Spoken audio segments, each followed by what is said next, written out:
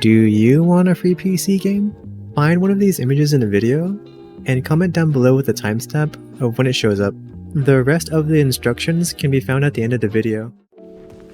The First Descendant was finally released earlier this month. I already said a lot about this game in my video comparing it to other looter shooters, but now that the game is out, I can give my thoughts on it so far.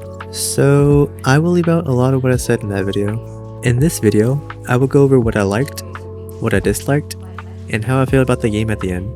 First up, I will mention that it took me over 30 hours while playing solo to finish the campaign and unlock hard mode, which already says a lot about the amount of content in the game. Right off the bat, I can say without a doubt that this game is loaded with content, more so than what both Destiny games had back during their launches. But don't get it twisted, most of the missions follow the same pattern and are very repetitive. It is very similar to Warframe in that regard, but at least Warframe procedurally generates random tile sets for their missions, while in this game, the maps for missions are static. And still, we are missing pinnacle endgame content that rivals the quality of raids and dungeons from games like Destiny 2. At the very least, this game has a clearly defined endgame, unlike that of Warframe. In fact, it seems they changed their idea of what a hard mode would look like for their game.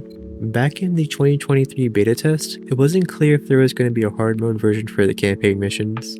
What we saw back then was only limited to the hard mode versions of the intercept bosses, which has changed dramatically since then. And on top of that, they also have hard versions for dungeons. Although they are referred to as dungeons, they're basically lower quality Destiny strikes.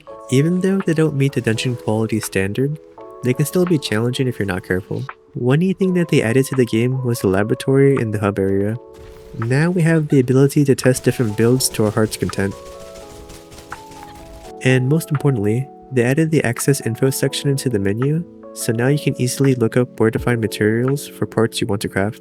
Not only that, but if you go under the acquisition info section, you can click on any of the sources and it'll take you directly to where it drops in the game. This is by far the best addition to the game. And next, I'm just going to note some nice improvements made to the game compared to the beta build. Most of these changes are going to be quality of life stuff. They added presets in the inventory menu, so now we can create loadouts with different characters and weapons. Increased the amount of Kuiper you can get from dismantling mods. They reduced the crafting cost of the normal phase exchangers, added a dedicated NPC for the tutorial quest. It used to be a terminal before. They redesigned the hub area in Albion. It looks more put together and a little bit more livelier with the added NPCs this time around.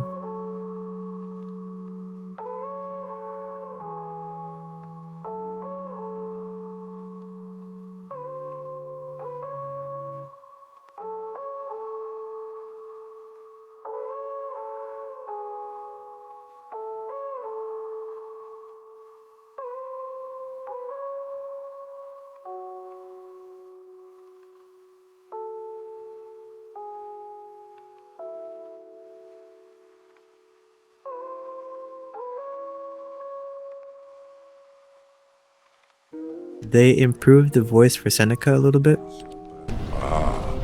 The petrified epidermis of the virus is known for its fall. Ignore the conspiracy that the Order of Truth created a virus. The Magisters have guaranteed that that's a lie.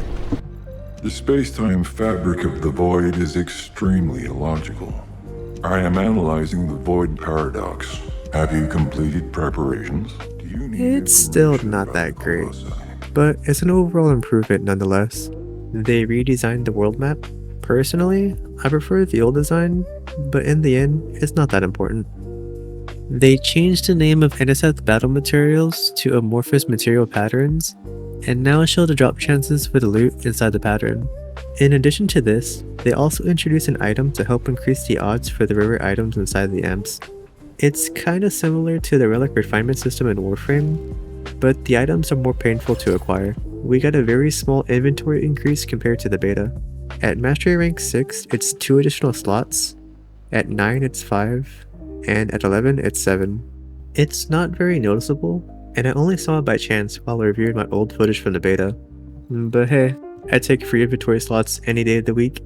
They changed the color of impact rounds from blue to green, and health pickups from green to red.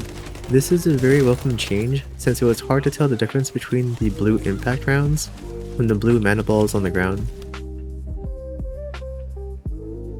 And lastly, although I wouldn't say this next piece is entirely positive, but they removed equipment drops completely from the special operation missions. It's a good thing in the sense that now we don't get our inventories flooded with guns and reactors as quickly, but at the same time, we lose a good amount of crafting materials we could have received from dismantling that gear. Now let's move on to what I disliked about the First Descendant. Honestly, what I disliked the most was the inventory problem, which I talked a lot about in my comparison video. Besides that, the other glaring issue that is now visible since release is the in-game monetization.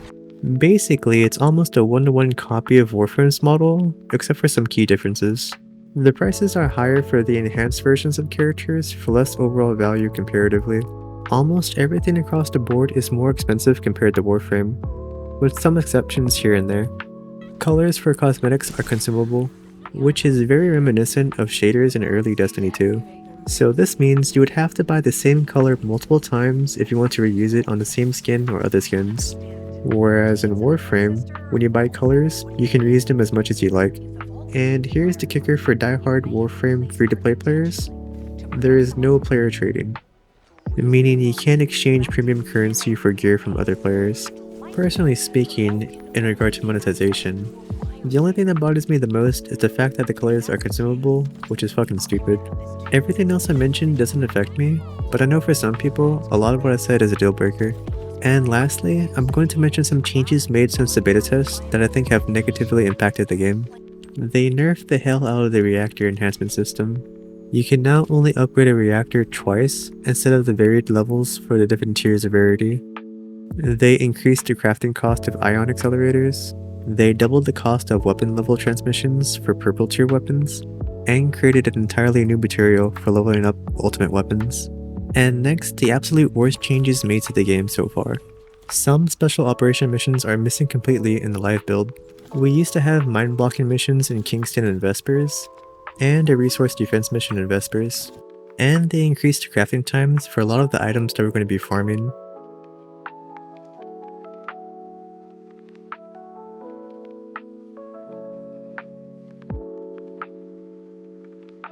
These changes to the crafting times is by far the most egregious out of all the changes made to the game. Now, after having said all of that, what do I think about this game? It's aight. The game could be better in some aspects, but it's an overall improvement from the beta version I played back in 2023. People have to remember that this is a live service game, meaning that it will evolve over time. If you want an idea of what this game will look like later down the line, just look at the roadmap for the game, and look at Warframe as well to see how that game has evolved since its launch back in 2013. In fact, while making this video, they already dropped a patch where they introduced matchmaking for hard mode dungeons, and they also removed the ball mechanic where you have to shoot them in the correct sequence in order for you to damage those types of bosses. So as long as the developers respond positively to player feedback and implement changes that are good for the game, we shouldn't have anything to worry about. I have also collected the data formatted sample of the remains. Well, that's a relief. To those of you that made it this far in the video, thank you. I appreciate you. Now, I know all of you are smart and intelligent people, so I don't need to tell you how these buttons work, right?